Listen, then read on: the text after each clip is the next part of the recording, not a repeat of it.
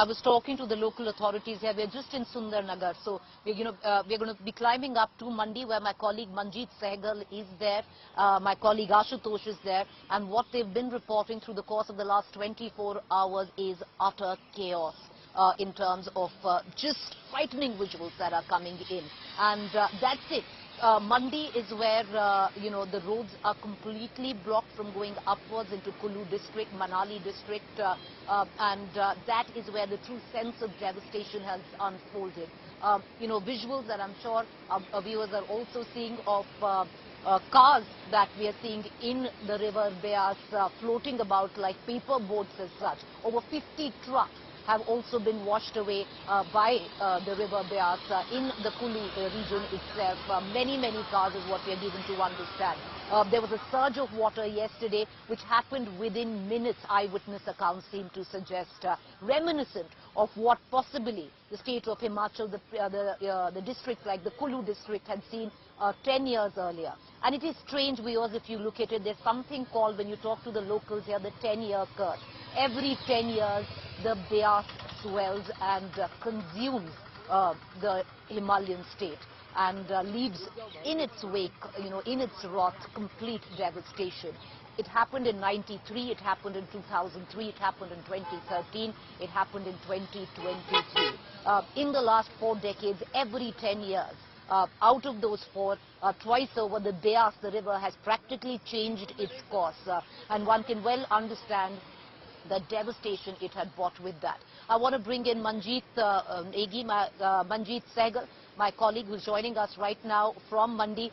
Manjeet, you've been reporting from Mandi since the course of the morning. There was some indication that maybe the route will open up onwards to Kulu. Kulu still completely cut off, no electricity over the last 24 hours at least. We are given to understand many tourists still marooned till now. The count in terms of dead is 17, in terms of loss of property 4,000 crores. Well, to understand this devastation, we are at a place called Bewley, where lanes of houses have been threatened by this flash flood. This flood water has entered nearly 24 houses here at the Bewley. The entire lane of these houses has been vacated by their owners on the appeal made by the local administration as a precautionary measure.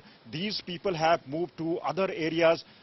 These houses are located close to the swollen Beas river bank, where water has entered at least first or 2 stories of these houses. The other thing which have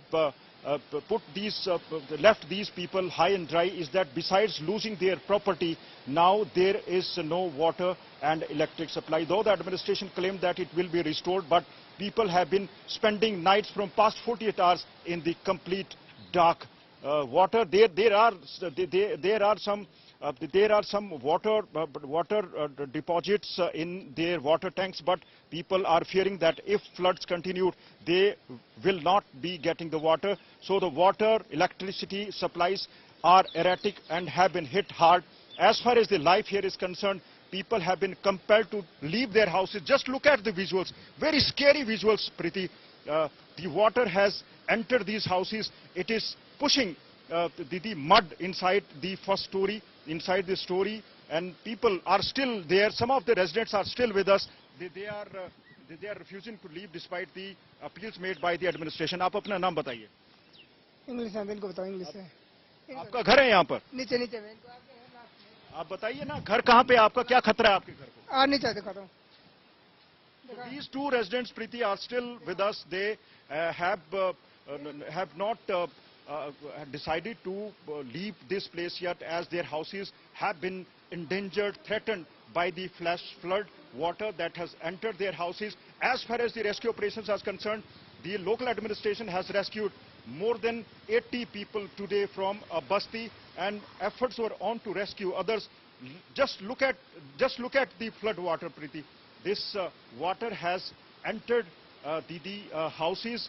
And as far as the restoration of roads is concerned, Preeti, more than 700 roads have been blocked by the landslides. Efforts were being made to clear these roads for the traffic administration had claimed that the Manali-Chandigarh highway will be opened for traffic today, but the incessant rains in the region and fresh landslides have hampered the restoration work.